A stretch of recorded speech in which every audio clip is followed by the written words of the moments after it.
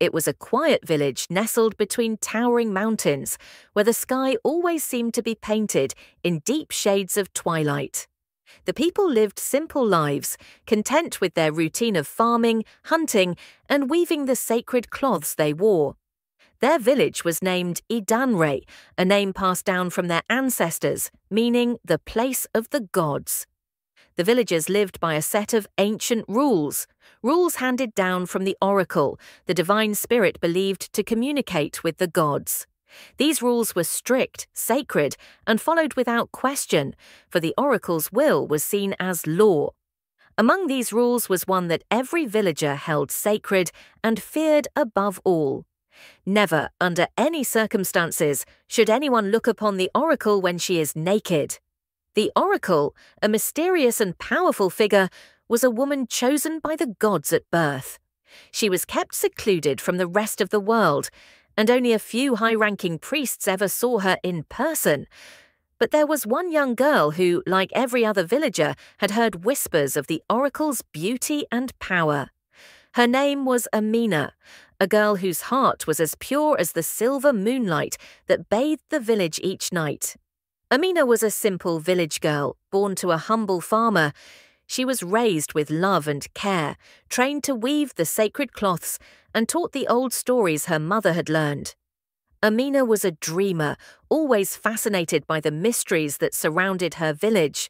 But above all, she had a special connection with the divine forces that guided the people of Idanre.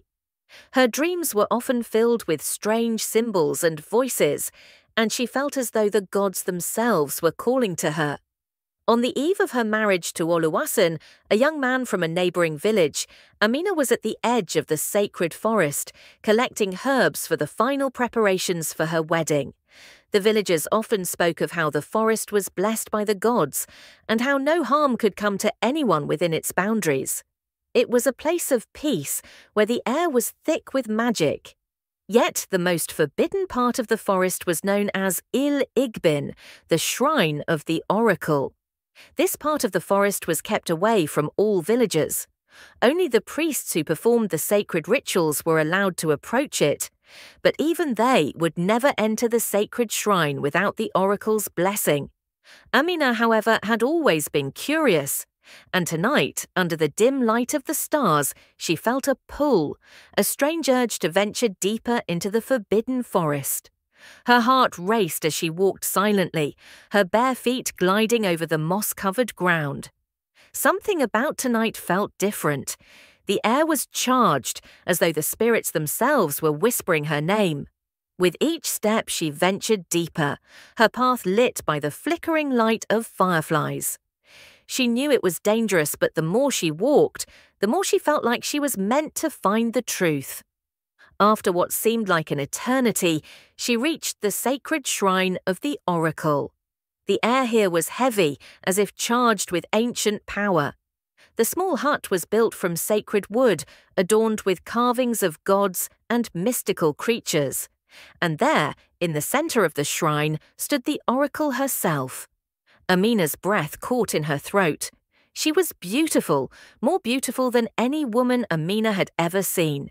Her skin was the colour of the midnight sky, smooth and flawless, glowing faintly in the moonlight. Her eyes were like pools of water, deep and endless, holding secrets that no one had ever dared to ask. But it wasn't just her beauty that captured Amina. It was the sight of her naked body. In that moment, Amina remembered the warning.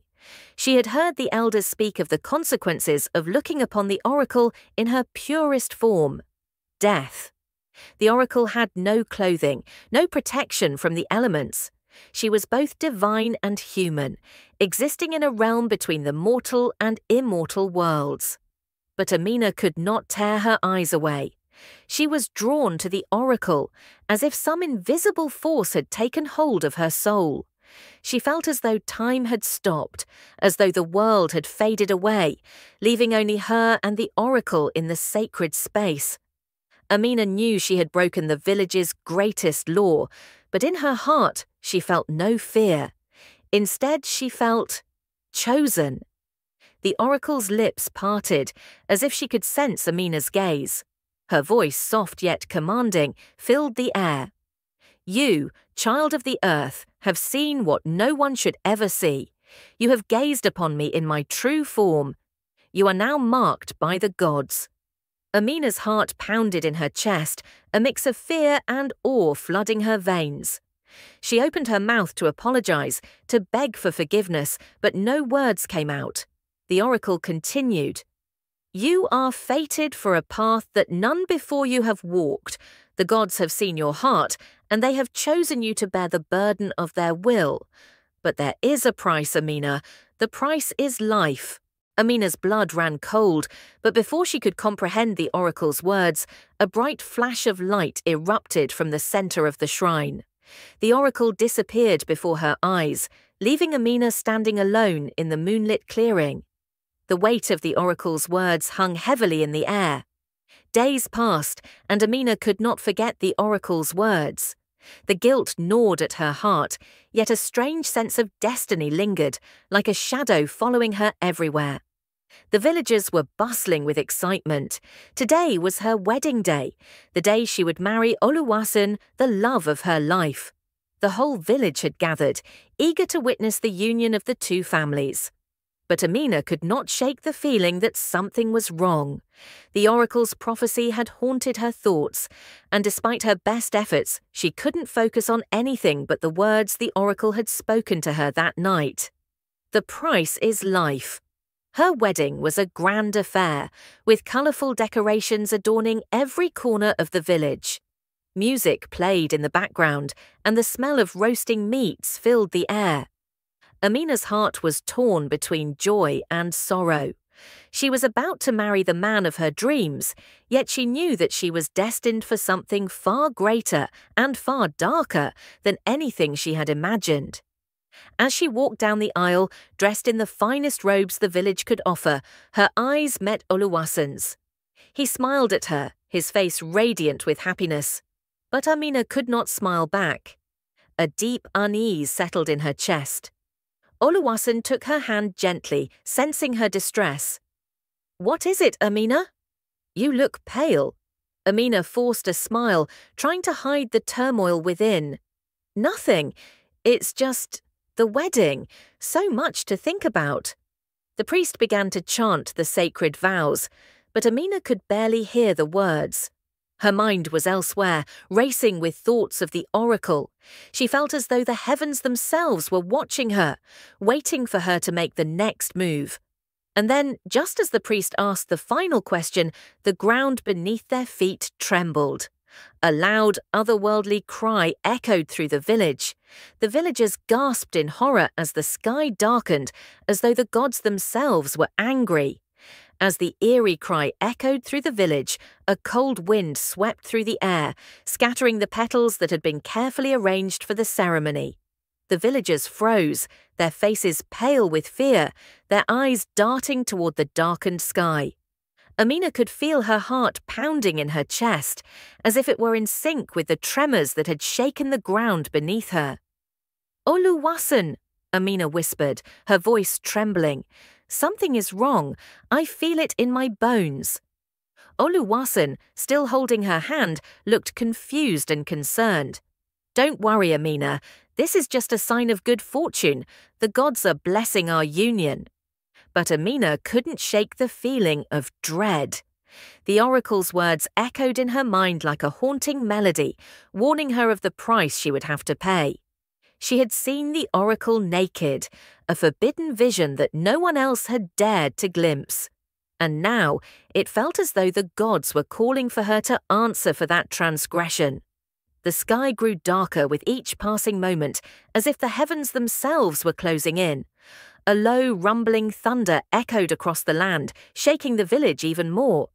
The villagers, once full of joy and excitement, now began to murmur among themselves, whispering prayers and looking toward the priests for guidance.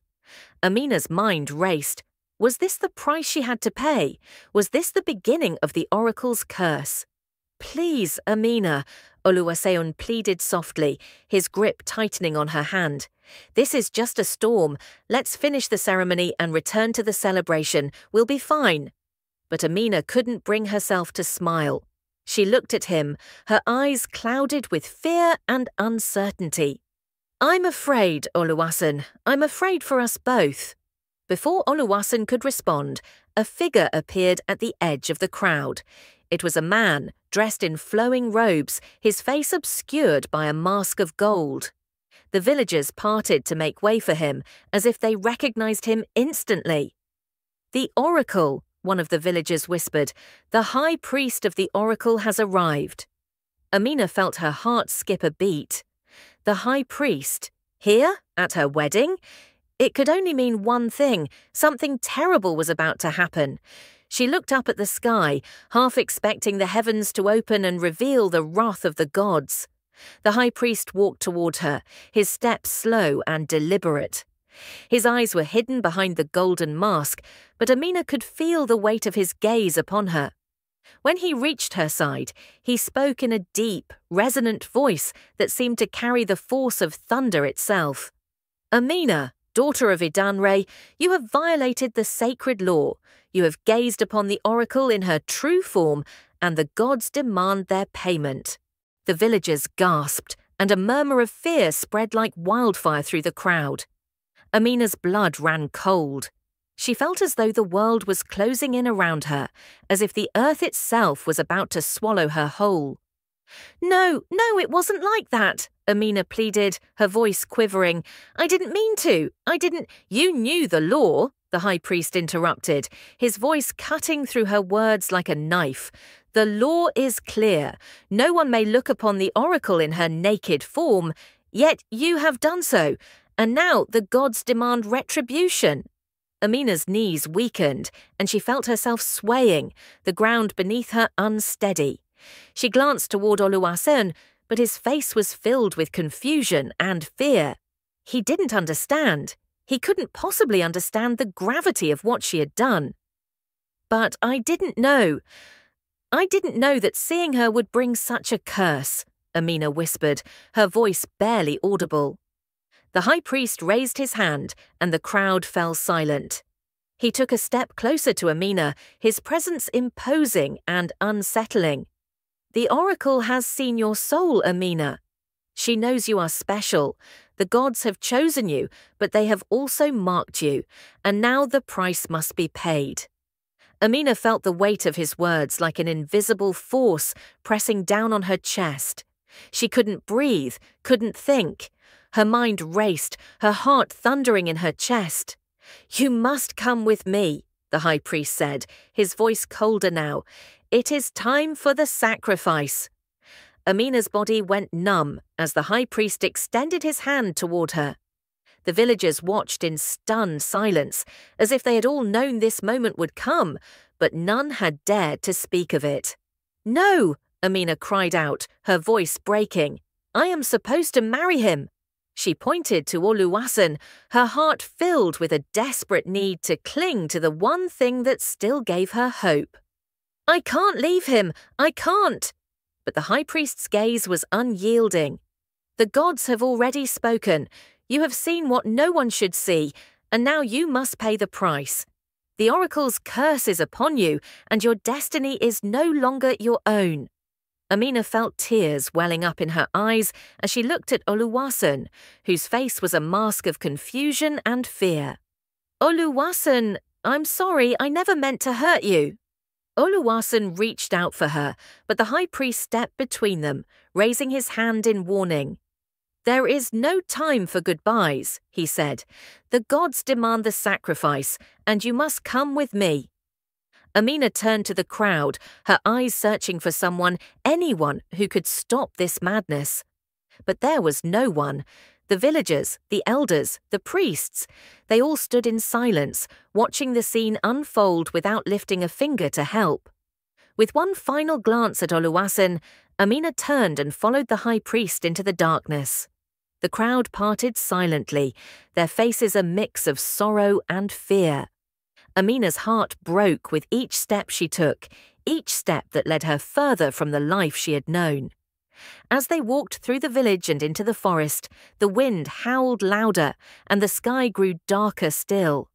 Amina felt as though she were walking into the very heart of the storm. The oracle's curse had claimed her, and now she was being led to whatever fate awaited her. As the high priest led Amina deeper into the forest, the trees seemed to grow thicker, the shadows darker. The air was heavy with the scent of earth and magic, and Amina felt the weight of her destiny pressing on her chest. "Where are you taking me?" she asked, her voice weak and trembling. "You will see soon enough," the high priest replied cryptically. "The gods demand that you stand before the oracle once more. Only then will you understand the price you must pay." Amina's mind raced. What did the oracle want from her? What was this price? And could she ever escape it? But with every step she took, she felt herself slipping further away from the world she knew and closer to the unknown fate that awaited her. The journey through the forest was endless, as if the trees themselves were closing in around Amina, trapping her in their thick embrace. She could feel the ground beneath her softening with each step, the earth swallowing her fears. Yet deep inside, she knew that no matter how far she walked, she couldn't escape what awaited her. The high priest didn't speak again, his pace steady, his silence an unspoken reminder that Amina was powerless. Her heart raced, and the crushing weight of the curse weighed down on her shoulders like an unbreakable chain. She felt tears threatening to spill, but she fought them back, determined not to give in. As they walked deeper into the forest, the canopy above grew thick with vines, blocking out what little light had remained.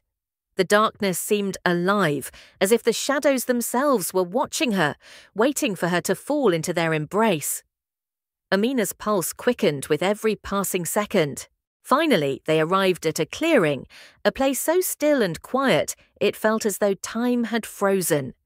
In the center of the clearing was a stone altar, ancient and weathered, surrounded by a circle of strange, glowing symbols. Amina's breath caught in her throat as she recognized them, the sacred symbols of the oracle. The high priest stopped in front of the altar, turning to face Amina. "This is where the gods will claim their due," he said, his voice filled with reverence and finality. "You must stand before the oracle and accept your fate." Amina's knees felt weak as she looked around the clearing. There was no turning back now. The oracle, the divine being who had seen her soul, was watching. Amina could feel the presence of something ancient, something powerful, as if the very air was alive with its power. Then, from the shadows, a figure stepped forward. The oracle was a woman, her form glowing faintly in the darkness. Her skin shimmered with an ethereal glow, and her hair cascaded around her like a river of light. But there was something wrong, something unsettling about her appearance. Her eyes were closed, and her body was wrapped in flowing robes that shimmered with the colors of the dawn. Amina's breath caught in her throat. This was the oracle, the being she had seen in her visions. But this time, she was not the divine figure from the myths. She was something darker, more otherworldly. The high priest bowed before her, and Amina, though filled with fear, followed suit, lowering herself to her knees before the oracle. The oracle opened her eyes slowly, revealing eyes that glowed with an unnatural light. They were empty, voids that seemed to pierce through Amina's soul. "You have seen me, Amina." The oracle's voice was like the whisper of the wind, gentle but filled with infinite power. "You have gazed upon my naked form, and for that you must pay the price. The gods are not merciful to those who break the sacred laws." Amina's heart was pounding in her chest. "Please, I didn't mean to—" "You did not mean to," the oracle interrupted, her voice cold. "But you have broken the law, and now you must pay the price for your transgression." The ground beneath Amina seemed to tremble as the oracle raised her hand. The symbols around the altar began to glow brighter, casting an eerie light across the clearing. Amina's mind swirled with confusion and terror. What did the oracle want from her? What price was she to pay? "You will be given a choice, Amina," the oracle continued, her voice echoing in the stillness of the forest. "You may return to your life, to your love, to your wedding, but know this. You will carry the curse of the oracle with you for the rest of your days. Your life will be one of suffering, of pain, and of loss. Or, Amina's breath hitched in her throat. Or, the oracle's voice softened, you may choose to remain here with the gods, where you will be free from the pain that awaits you. But in doing so, you will never again see your love. You will be taken from the world you know, and your soul will be bound to the gods forever. Amina's heart wrenched in her chest. The choice was impossible. She had already lost so much, the love of her people, her village, her family. Could she sacrifice herself even more? Choose, Amina, the oracle commanded. Your fate is in your hands. Amina stood, her hands trembling as she faced the oracle. For a long moment, she stood silent, wrestling with the decision that lay before her. Her thoughts turned to Oluwaseun, the man she loved, the man she had hoped to marry. He was waiting for her, hoping for a future they could build together. But she knew that no matter what choice she made, that future would never be. She glanced back at the high priest, who stood with his head bowed, waiting for the oracle's command. A sense of finality filled the air. With a deep breath, Amina made her decision. I choose to stay, the oracle nodded solemnly. It is done. You have chosen your fate. Amina felt the energy around her shift, the world around her growing distant. The ground beneath her feet seemed to dissolve, and in an instant, she was no longer standing in the clearing. Instead, she found herself in a vast, boundless space, an endless realm of light and shadows. There, the oracle stood before her, now fully revealed as a being of pure light, her form radiant and beautiful. You have chosen the gods, Amina, the oracle said softly. You are free from the pain of the world, but you will never again walk among the living. Amina closed her eyes as the energy of the gods enveloped her, her body light and free from the burdens that had once weighed her down. She felt no more pain, no more fear. She was at peace. Back in the village, Oluwaseun stood at the altar waiting for Amina.